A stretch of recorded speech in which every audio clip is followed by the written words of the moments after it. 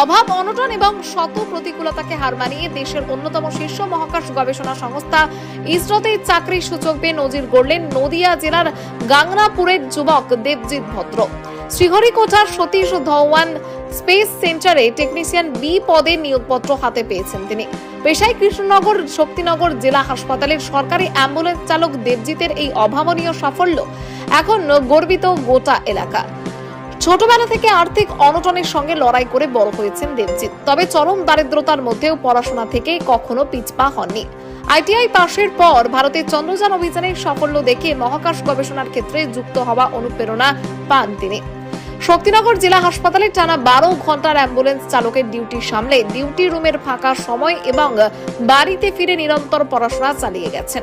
প্রায় 5 থেকে 6 বার বিভিন্ন প্রতিযোগিতামূলক পরীক্ষায় ব্যর্থ হলেও নিজের লক্ষ্য থেকে কখনো বিচ্যুত হননি তিনি। বন্ধুদের সঙ্গে সুস্থ প্রতিযোগিতা আর অদম্য জেদকে সম্বল করে অবশেষে সাফল্যের মুখ দেখেছেন তিনি। দেবজিতের মতে এই সফলতার পেছনে রয়েছে ঈশ্বরের আশীর্বাদ, পরিবারের অক্লান্ত সমর্থন এবং বন্ধুদের সহযোগিতা। ছেলের এই ঐতিহাসিক সাফল্যে আনন্দে আত্মহারা দেবজিতের বাবা মা। তার বাবা জানান, জীবনে পদে পদে উন্নতি এবং এগিয়ে যাওয়া মানুষের কর্ম এবং ভাগ্যের ফল যা দেবজিৎ করে দেখিয়েছে। অন্যদিকে অতীত সংগ্রামের স্মৃতিচারণ করতে গিয়ে আবেগপ্রুত হয়ে পড়েন মা চায়না ভদ্র। তিনি জানান, তীব্র অর্থ কষ্টের মধ্যে দিয়েও ছেলেকে কখনো ভেঙে পড়তে দেননি, সর্বদাই ভরসা জুগিয়ে গেছেন। অপরদিকে তার স্বামীর সাফল্যে অত্যন্ত আনন্দ প্রকাশ করেছেন স্ত্রী প্রিয়াঙ্কা ভদ্র। তিনি জানান, ভালোবাসার সম্পর্ক থেকেই তাদের বিয়ে এবং শুরু থেকে স্বামীর কঠোর পরিশ্রম এবং মেধার উপর তার পূর্ণ আস্থা ছিল যে তিনি একদিন না একদিন ঠিক বড় কোনো সাফল্য অর্জন করবেন। দেবজিতের এই আকাশ ছোঁয়া সাফল্য আজ শুধু তার পরিবারেরই নয়, সমগ্র নদিয়া জেলা তথা বাংলাকেই গর্বিত করেছে। নদিয়া থেকে স্টিং নিউজের রিপোর্ট।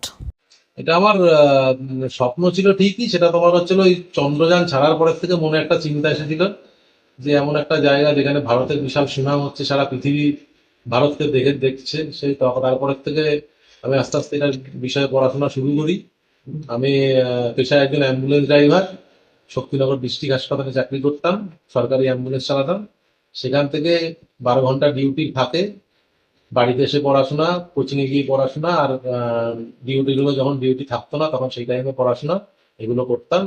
করে করে লাস্টে এই বছর সিলেকশন পেয়েছি, অ্যাপয়েন্টমেন্ট লেটার এসেছে। ভালো তো লাগছে, এবার চেষ্টা করতে হবে ওই ডিপার্টমেন্টে ঢুকে আরো ভালো কিছু করার, আরো উন্নতি করার। যতটা চেষ্টা পারবো আরো উন্নতি করতে, আমি যেন ঈশ্বরের জন্য অল্প কিছু হলেও নিজের অবদান রাখতে পারি, এটাই শুরু করলাম। অনেকবার পরীক্ষা দিয়েছি, প্রায় 5-6 বারের ফেলিওরের পরে এবার হয়েছে। একবারে সফলতা আসেনি, প্রতিবার কোনো না কোনো কারণে বাদ হয়ে যেতাম। ও শেষ বেশ এই বছর আমি অ্যাপয়েন্টমেন্ট লেটারটা হাতে নিয়েছি। এই সফলতার পিছনে সবার উপরে হচ্ছে তো ভগবানের আশীর্বাদ, তারপরে মা বাবা, বাড়ির সবাই, তারপরে কোচিং এর আমার বন্ধু বান্ধব যার সাথে আমরা মানে পড়াশোনা করতাম। আমার বিশেষ করে একটা বন্ধু ছিল, তাদের সাথে কম্পিটিশন করে পড়াশোনা করতাম। ওই এতদিনে এত পাতা পড়তে হবে, এই বৃত্তান্ত এই বই আজকে শেষ করতে হবে, কম্পিটিশনে করেই মোটামুটি আজকে একটা জায়গায় এসেছি। আমি তো খুবই গর্বিত যে আমার স্বামী একজন এত ভালো একটা চাকরি পেয়েছে। আগেও যেহেতু ও চাকরি করতো, কিন্তু তারপরেও যখন জানতে পারলাম যে এত ভালো একটা জায়গায় আর কেউ পৌঁছে গেছে, আমরা তো খুবই গর্বিত। আমরা তো গর্বিতই, তাছাড়া পাড়া প্রতিবেশী সবাই, আমাদের আত্মীয় স্বজনরা সবাই ওকে নিয়ে খুবই গর্ব করে। স্বামীর অসময় একটা সময় গেছে জানা গেল, কতটা পাশে সাপোর্ট পেয়েছে কি মনে হয়? আসলে যখন ও ছোট ছিল তখন তো আমার সাথে ওর পরিচয় হয়নি, যদিও বা আমাদের তো লাভ ম্যারেজ করেই বিয়ে হয়েছে, কিন্তু আমি জানতাম সব কিছুই। জানার পরেও আমি ওর পাশে থেকেছি, কারণ আমি জানতাম ও একদিন না একদিন এই ভালো কোনো চাকরি পাবে। আপনার নাম? আমার নাম প্রিয়াঙ্কা ভদ্র।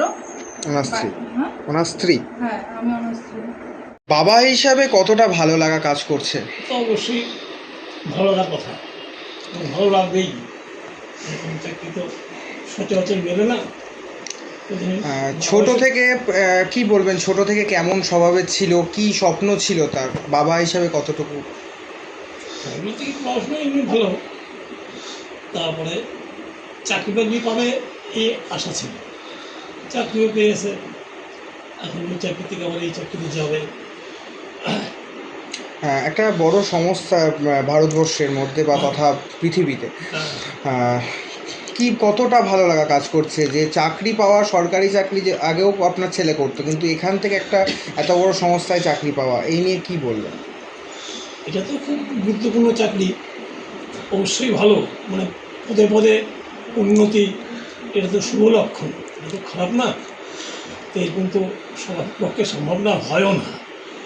এক গ্রুপ থেকে আরেক গ্রুপে যাওয়া, তার থেকে আরও উপরে ওঠা, এটা একটা কর্মেরও ব্যাপার আছে, ভাগ্যেরও ব্যাপার আছে।